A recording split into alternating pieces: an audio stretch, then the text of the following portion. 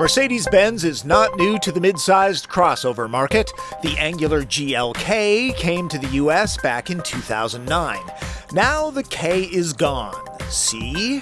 Its replacement, the GLC300, shaves the sharp edges off the design for a closer resemblance to the long-nosed C-Class sedan. And why not? They share architectures. Mazda once used the GLC moniker. It literally stood for Great Little Car. I'll cut to the chase. Great could be used to describe this GLC. Little, not as much. It's over 4 inches longer than GLK and 2 inches wider, lighter too by around 175 pounds, due in part to more aluminum body panels. A rear-drive model starts at nearly 40 grand. It's easy to quickly option this car up past 55,000 bucks. A 2-liter turbo 4-cylinder with 241 horsepower and 273 pound-feet of torque provides power. The usual, if not totally likable, Mercedes controller runs a silky smooth 9-speed automatic. Tailor the driving dynamics to your liking down to suspension stiffness. When you put your seatbelt on, you get a nice little hug. Acceleration is solid with little lag. Wait for the AMG Performance version if you feel the need to light the tires up on the way to the mall. Right off the bat, you'll notice there's a real polish to the driving dynamics of this car. It feels like a Mercedes. It is hushed at speed. The ride quality is smooth and comfortable. GLC handles pretty well for a crossover. Remember, it rides higher than a sedan. It's sort of like playing basketball in platform heels. Not that I would know about that. Running with all-wheel drive, GLC300 is EPA rated at 21 city, 28 highway. That's about the same as the rear-drive version. On average, it's about 4 mpgs better than the outgoing GLK. Some auto start-stop systems really call attention to themselves. This one, not so much.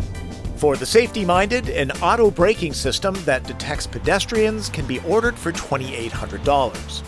Like the C-Class sedan, GLC's interior quality is best in segment. Trimmed out richly, it's a great place to see the world from. Materials look and feel expensive. If you can't find a comfortable seating position, check and make sure you're human. The command interface keeps improving. It's surprising how easy it is to enter information while not looking. Lots and lots of places to stash stuff. Nice that the rear camera lens stays nice and clean. In the rear, GLC adds a couple inches of legroom over the GLK, which goes a long way to improve the experience back here. There's no lack of storage. Heated cushions are available. Electronics can be charged without fuss. 2 will be very comfortable back here. 3 adults will be fine for shorter trips. Using the proximity key, some liftgates open automatically if you just simply stand next to it for a little bit or wave your foot underneath the bumper. Obviously, this one doesn't do that. The cargo hold is very flexible, though. 4 people can hit the slopes with skis and boards riding inside.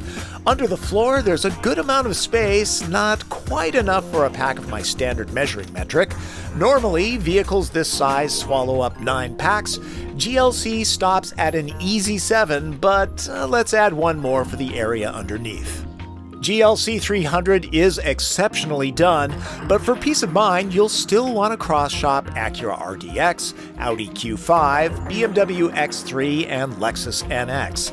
To be sure, this is not an inexpensive rig, but a whole new approach by Mercedes-Benz to its mid-size crossover makes the GLC close to letter perfect. There are always people in the comments that will say, "My Toyota looks just as good and is more reliable at 20 grand less." Hey, I'm a value guy, and sometimes luxury cars feel more about buying the badge rather than quality, but GLC is very well done. Much of the premium price can be seen and felt. There are some of you out there that feel that this, the floating screen, looks cheap and tacked on.